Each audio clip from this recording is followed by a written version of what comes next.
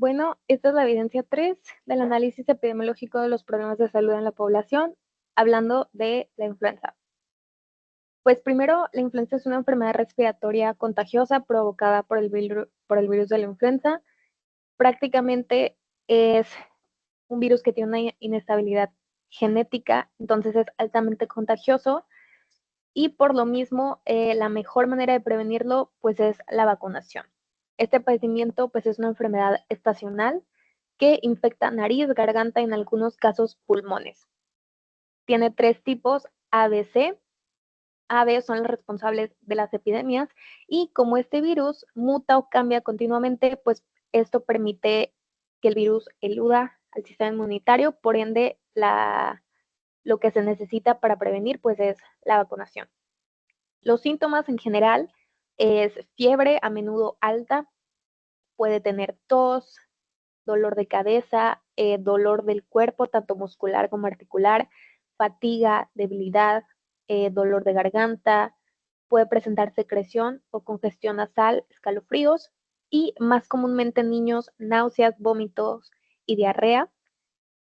Otros síntomas menos comunes, pero pueden ocurrir, dolor de pecho, ojos irritados e incluso pérdida del apetito. Aquí, pues, la diferencia principal entre la influenza, de la cual estamos hablando, y un resfriado común son prácticamente la gravedad y la duración. El resfriado puede ser generado por varios virus, como el rinovirus, parainfluenza, entre otros, y los síntomas tienden a ser más leves, como tos, escurrimiento nasal, congestión, estornudos, y dura pocos días o incluso una semana, con complicaciones de forma muy rara. Pero la influenza, pues prácticamente tiene síntomas más variados, puede tener ya dolores corporales, fiebre, y la gravedad es más severa, puede durar de una semana e incluso 2, y si se llegan a presentar complicaciones, van a ser más graves, como una neumonía, infecciones de oído, encefalitis, entre otros. Para tener influenza, pues hay varios factores de riesgo, que estos factores de riesgo pues también te pueden predisponer a una vez teniendo este virus, pues presentar complicaciones en adultos mayores de 65 más, niños menores, especialmente menores de 2 años, embarazadas o presentar alguna condición como enfermedades pulmonares, cardíacas, hepáticas, renales, diabetes o algún otro trastorno metabólico, personas obesas con un sistema inmunológico debilitado, ya sea por algunas enfermedades o medicamentos que lo generen. Hablando de la epidemiología, de la incidencia, prevalencia, mortalidad y letalidad de este virus, pues estamos hablando de lo que está registrado en CINAVE, en México, en la semana epidemiológica hasta la 40 del año pasado 2024 y hasta la semana 20 del 2025. Hablando de lo que vamos a ver, pues la incidencia es el número de casos nuevos de esta enfermedad, prevalencia del número de casos totales, tanto los nuevos como los existentes en un periodo determinado, en la mortalidad, el número de muertes que ocurren debido a este virus y la tasa de letalidad, proporción de personas que contraen una enfermedad y mueren debido a esta causa.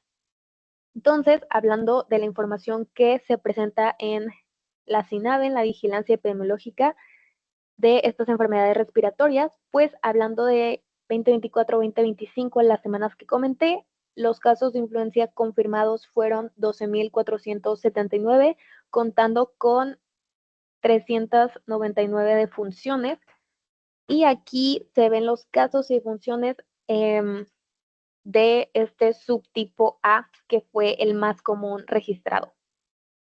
Aquí tenemos el desglose de los subtipos virales A, B y en general la influenza A, el subtipo H3N2 fue pues de la cual se presentaron más casos y pues más defunciones fueron como tal de la influenza H1N1, ¿verdad?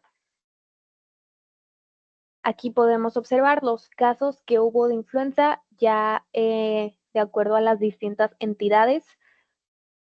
Las principales entidades con mayor confirmación de casos fue Ciudad de México, Nuevo León, Querétaro, Estado de México y Puebla.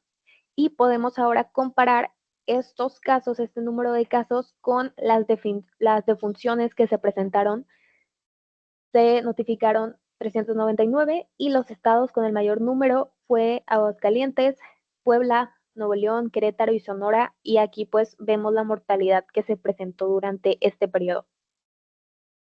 Aquí está el desglose de cada una de las entidades federativas con los casos de enfermedades de influenza o IRAC, infecciones respiratorias agudas graves, todos los casos positivos y el número de defunciones que se presentaron, nuevamente dando un total de casos positivos 12.479 y con un total de 399 defunciones. Ahora, sabiendo todos estos datos y cómo está la epidemiología en el país, ya podemos entender la importancia de la prevención para evitar las complicaciones y llegar a incluso una hospitalización. En este caso, la prevención es mayormente la vacunación anual contra la influenza. La vacuna puede reducir el riesgo de contraer la enfermedad y de la gravedad que puede presentarse con este virus. Las recomendaciones es el lavado de manos con agua y jabón de manera efectiva para prevenir muchas infecciones comunes y en este caso la influenza. Evitar, por ejemplo, saludar de mano, dar besos, acudir a sitios concurridos, estar en contacto con personas enfermas, evitar multitudes. También cubrir la boca al toser o estornudar, colocar en una bolsa plástica pañuelos desechables empleados, mantenerla cerrada, tratar de no estarse tocando la cara, los ojos, la nariz, limpiar todas las superficies. Entonces, con estas medidas puede estar previniendo y como tal la vacunación anual. Hablando del tratamiento, las guías de práctica clínica de México estipulan estos antivirales recomendados tanto para el tratamiento como para la profilaxis, es decir, la prevención de la enfermedad en personas que tengan un riesgo, por ejemplo, trabajadores de salud. Aquí contamos con el oseltamivir, que es el de elección, o también zanamivir. Estos antivirales se utilizan para ambas opciones y tienen actividad contra la influenza tipo A y B. Oseltamivir puede ser en cualquier edad y zanamivir es más que nada a partir de 7 años y más, 5 años y más. Aquí vemos cómo se desglosa el manejo farmacológico que puede presentarse. Una vez teniendo a un paciente con un caso sospechoso confirmado de influenza, se investigan signos, síntomas y se determina la presencia o no del virus. Si cuenta con el virus, se trata con cualquiera de los dos antivirales mencionados.